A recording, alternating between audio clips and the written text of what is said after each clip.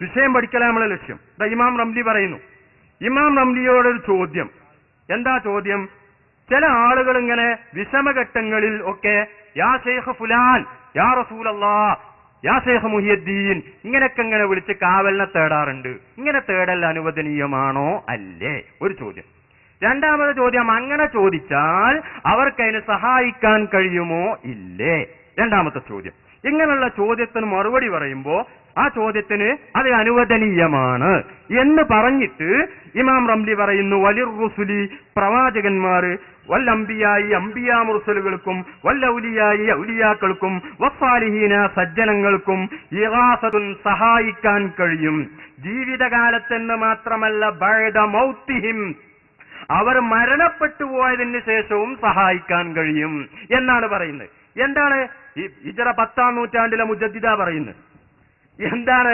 അമ്മൽ അംബിയാവു, അംബിയാക്കന്മാർ ഫലിയന്നഹും മഹ്യാഉൻ ഫീ ഖുബൂരിഹിം, അവരവരുടെ ഖബറുകളിൽ ജീവിച്ചിരിക്കുകയാണ്. യുസല്ലൂന, നിസ്കരിക്കുന്നുണ്ട്. ഇമാം ബുഖാരി ഉദ്ധരിച്ച ഹദീസിലുണ്ട്, റസൂലുള്ളാഹി പറയുന്നു, റഅയ്തു മൂസാ യുസല്ലി ഫിൽ ഖബർ, മൂസാ നബി ഖബറിൽ വെച്ച് നിസ്കരിക്കുന്നത് ഞാൻ കണ്ടു എന്ന് ഇമാം ബുഖാരി ഉദ്ധരിച്ച ഹദീസിലുണ്ട്. അതുപോലെ തന്നെ കഅന്നി യൻദുറു ഇലാ യൂനുസ, അതാ യൂനുസ് നബി വരുന്നു, വഹുവ യുലബ്ബി, തൽബിയത്ത് ചൊല്ലി ഹജ്ജിന് വരുന്നത് അതാ ഞാൻ നോക്കിക്കാണുന്നു എന്ന് പറഞ്ഞ ഹദീസുകൾ ബുഖാരിയിലുണ്ട്. അതാ അത് വെച്ചുകൊണ്ടാ പറയുന്നത് ഇവര് ഖബറുകളിൽ ജീവിച്ചിരിക്കുന്നവരാണ്. യുസല്ലൂന, അവർ നിസ്കരിക്കാറുണ്ട്. വയഹജ്ജൂന, ഹജ്ജും ചെയ്യാറുണ്ട്. കമാ വറദത്ത് ബിഹിൽ അഖ്ബാറു, ഒക്കെ ഹദീസിൽ വന്നതാണ്. വതകൂനുൽ ഇഗാസത്തു മിൻഹും, ഈ സഹായിക്കാനുള്ള അവരിൽ നിന്നാകും. മുഅ്ജിസത്തൻ ലഹും, അവർക്കുള്ള അമാനുഷിക സിദ്ധിയാണ്. അതേ സമയത്ത് അമ്മൽ ഔലിയാവു, ഔലിയാക്കളോ ഫയ്യ കറാമത്തുൻ ലഹും, അത് അവർക്കുള്ള കറാമത്താണ്. കാരണം എന്താണ്?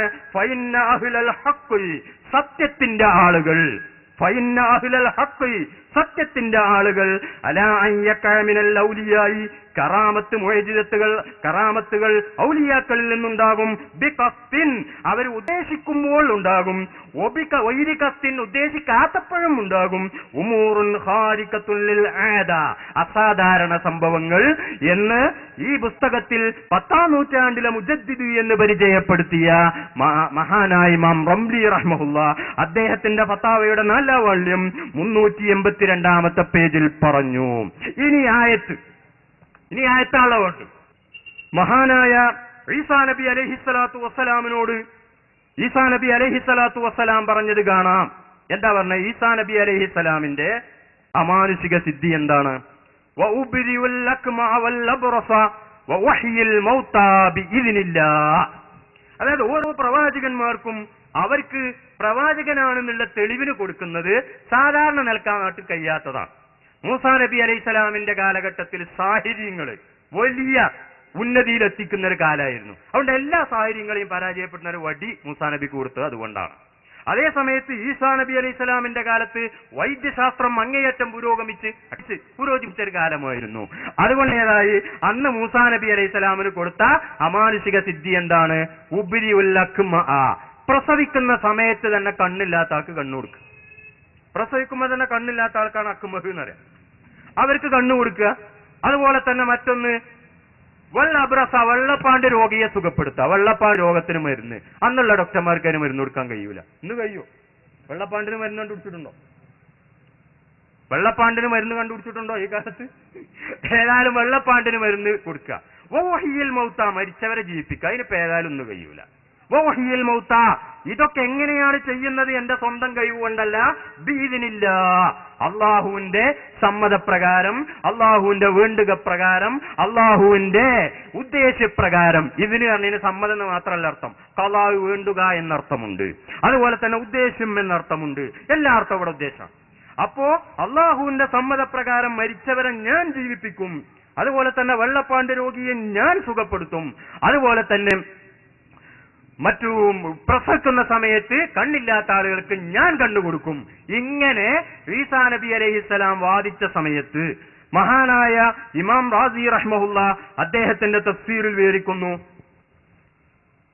ആളുകൾ പോയിട്ട് ഏതായി ഈസാ നബി അലൈഹിസ്സലാമിനോട് ആവശ്യപ്പെട്ടു. അതുപോലെ തന്നെ മറ്റൊരു സ്ഥലത്ത് പറഞ്ഞിട്ടുണ്ട്, ഒരു പക്ഷിനുണ്ടാക്കും. അന്നീ അഹ്ലുക്കുലക്കും മിനത്തീനി കഹയ്യത്തി ത്വയ്രി ഫംഫുഖു ഫീഹി ഫയകൂനു ത്വയ്റൻ ബിഇദ്നില്ലാഹ്. ഇത് വേറൊന്നാ, ഒരു പക്ഷിനുണ്ടാക്കിയിട്ട് റൂഹ് ഊതിയ പക്ഷിനെ പറക്കും. ഇങ്ങനെയൊക്കെ ഒരാൾ പറഞ്ഞു വന്ന ആളുകളൊന്നും പിന്നാലെ വിടുമല്ലോ, നിങ്ങളൊന്നുണ്ടാക്കി തന്നെ പിന്നാലെ വിടുമല്ലോ. അങ്ങനെ കൂടിയ സമയത്ത് കൂടി. അപ്പോ ഈസാ നബി അലൈഹി സ്വലാം അങ്ങനെ ഉണ്ടാക്കി എന്ന് ഈ ആയത്തിന്റെ തഫ്സീറിൽ റാസി പറഞ്ഞിട്ടുണ്ട്. ഇനി മാത്രമല്ല, ഒരു പ്രവാചകനാകണമെങ്കിൽ തന്നെ അങ്ങനെയുള്ള കഴിവുകൾ ഉണ്ടാകണം എന്ന് മഹാനായ ഇബ്നു ഹജറുൽ അസ്ഖലാനി റഹ്മഹുല്ല അദ്ദേഹത്തിന്റെ ഫതുഹുൽ ബാരിയിൽ മഹാനായ ഇമാം വസ്സാലി റഹ്മഹുല്ല തങ്ങളെ ഉദ്ധരിച്ച് പറഞ്ഞിട്ടുണ്ട്. അദ്ദേഹം പറയുന്നു, പ്രവാചകന്മാർക്ക് ഒരു വിശേഷണമുണ്ട്, പ്രവാചകനാകാനുള്ള വിശേഷണമാണ്. ഉദാഹരണമായിട്ട് നമ്മളെപ്പോലെ ആ പ്രവാചകനാകാൻ കഴിയൂല എന്നുള്ള കാര്യം ഉറപ്പാ. ഉദാഹരണമായിട്ട് ഞാൻ അത് വായിക്കുന്നതിന് മുമ്പ് ഒരു ഉദാഹരണം പറയാം.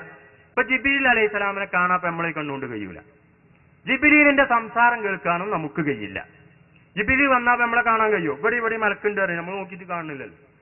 മലക്കിന്റെ ശബ്ദം കേൾക്കാനോ മലക്കുമായി സംസാരിക്കാനോ മലക്കുമായി ആശയവിനിമയം നടത്താനോ സാധാരണഗതിയിൽ ഒരു മനുഷ്യന് കഴിയില്ല. അതുകൊണ്ട് പിന്നെ ഏതാകണം? മലക്കിന്റെ പ്രകൃതിയൊന്ന് വേറെയാണ്, മനുഷ്യന്റെ പ്രകൃതിയൊന്ന് വേറെയാണ്. ആശയവിനിമയം നടക്കണമെങ്കിൽ പറയുന്ന ആളും പറയപ്പെടുന്ന ആളും തമ്മിൽ എന്തോ ഒരു ബന്ധം വേണം. ജിബ്രീൽ പറയുന്ന റസൂലിന് കേൾക്കാനും കഴിയൂല, മനസ്സിലാക്കാനും കഴിയൂലെങ്കിൽ പിന്നെ ആ ജിബ്രീലും റസൂലായിട്ടൊരു കാര്യമല്ല. അതുകൊണ്ട് തന്നെ ഫതുഹുൽ ബാരിയിൽ ഇമാം ബുഖാരി കിതാബ് കൈഫ കാന ബദുഉൽ വഹി ഇലാ റസൂലില്ലാഹി സ്വല്ലല്ലാഹു അലൈഹി വസല്ലം എന്ന ഹെഡിങ്ങിൽ ഒരു ഹദീസ് കൊണ്ടുവന്നിട്ടുണ്ട്. തങ്ങൾക്ക് വഹി കിട്ടൽ എങ്ങനെയാണ്? അഹ്യാനൻ യഅ്തീനിൽ വഹ്യു മിസ്ല സൽസലത്തിൽ ജറസി. ഇമാം ബുഖാരി ഉദ്ധരിച്ച ഹദീസ. ആ ഹദീസിൽ പറയുന്നുണ്ട്, മണി അടിക്കുന്ന ശബ്ദം പോലുള്ള ശബ്ദത്തിൽ ചിലപ്പോൾ എനിക്ക് വഹി വരാറുണ്ട്. ചില സമയത്ത് എനിക്ക് ജിബ്രീൽ ഒരു മനുഷ്യരൂപത്തിൽ വന്ന് അങ്ങനെയും വഹി തരാറുണ്ട്. രണ്ട് സന്ദർഭങ്ങൾ ഇമാം ബുഖാരിയുടെ ഹദീസിൽ ഉദ്ധരിക്കുന്നുണ്ട്. ഞാൻ വിശദീകരിക്കാം.